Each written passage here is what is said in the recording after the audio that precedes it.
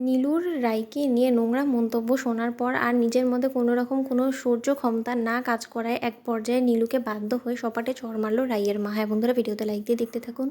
নীলু রাইয়েদের বাড়িতে যাওয়ার পর বলতে থাকে, কি ব্যাপার, এই বাড়িতে কি কেউ মরে সরে গিয়েছে নাকি? আমার তো দেখে তাই মনে হচ্ছে না, কীরকম জানি একটা বাড়িতে শোকের মাতম ছেয়ে গিয়েছে। তখন কথা বলা মাত্র সূর্য বলতে থাকে যে, নীলু তুমি কি কখনো কোনো কিছু ভালো বলতে পারো না, নাকি তুমি ভালো কিছু বলাটা ভুলেই গিয়েছো? তখন কথা বলা মাত্র সূর্যকে নীলু বলতে থাকে যে, কেন সূর্য, তোমার তো গায়ে লাগছে কেন বলো তো, আমি খারাপ কি বলেছি? ও আচ্ছা, এখন বুঝতে পেরেছি, তুমি নিশ্চয়ই দিদিভাইয়ের এই মৃত্যুর খবরটা মোটেও কামনা করছো না, তাই না? জানো তো, আমি মন থেকে চাই দিদিভাইয়ের যাতে নিথর দেহ এই বাড়িতে এসে ঢুকে। তখন কথা বলার মাত্র রাইয়ের মা কাঁদতে থাকে আর বলতে থাকে যে, তুই আর কোনোদিনও মানুষ হবি না, তাই না রে নীলু? তখন নীলু বলতে থাকে, কেন মা, তোমার এত গায়ে ছ্যাঁকা লেগে যাচ্ছে কেন বলো তো?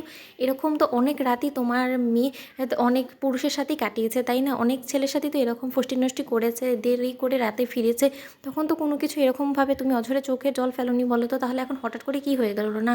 অনির্বাণ দাদাভাইকে তো এইভাবেই ফাঁসিয়েছিল। আচ্ছা সূর্য, তুমিই তো আছো, তুমিই তো বলতে পারবে যে তোমাকে কি করে, কি মন গড়া কথা বলে তোমাকে দিদিভাই ফাঁসিয়েছিল। আমি তো চিন্তা করতাম, চিন্তা অবশ্যই করতাম, যখন যদি রায় দিদিভাই আমার বরকে নিয়ে ও পালিয়ে যেত, কিন্তু এখন তো দেখছি যে ও নিজের বরের সাথেই পালিয়ে গিয়েছে, তাতে তোমাদের এত কিসের চিন্তায় বিষয় হয়ে গেলাম, তো সেটাই বুঝতে পারছি না মা।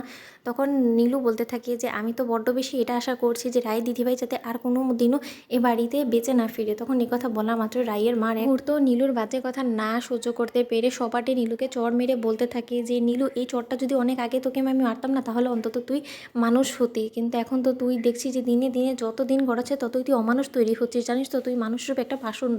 তখন কথা বলা মাত্র নীলু বলতে থাকে চিৎকার চেঁচামেচি করে যে, হ্যাঁ আমি তো পাষণ্ড হবেই, কারণ তোমাদের তো শুধুমাত্র একজনকেই সবসময় ভালো লাগে, শুধুমাত্র তোমাকে কি বলছি, তোমাকে তো শুধু দোষ দিয়ে লাভ নেই। আসলে রায় দিদিভাইয়ের নেচারটাই এরকম যে ও সব মানুষেরই মাথা চিবিয়ে খেতে পারে, আর আমার মধ্যে তো সেই গুণটা নেই, তার জন্যই তোমাদের আমার কোনো কথাই ভালো লাগে না, তাই না মা?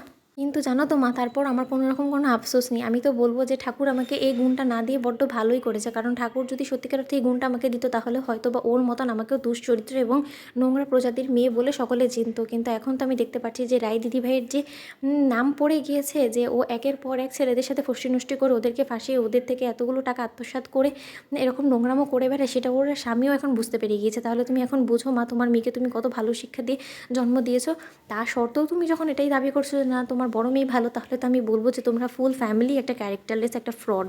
তখন কথা বলা মাত্র রায়ের বৌমনি চিৎকার করে উঠে বলতে থাকে যে, তোমার লজ্জা করছে না নীলু? তুমি এই বংশের মেয়ে হয়ে এত জঘন্য কথা কী করে বলছো বলো তো? তোমার শরীরে কি এই বংশের রক্ত বইছে না? তখন কথা বলা মাত্র নীলু বলতে থাকে, সেই রক্ত বইছে বিধায় তো আমার ঘেন্না হচ্ছে, জানো তো, আমার ঘেন্না হয় তোমাদেরকে পরিচয় দিতে।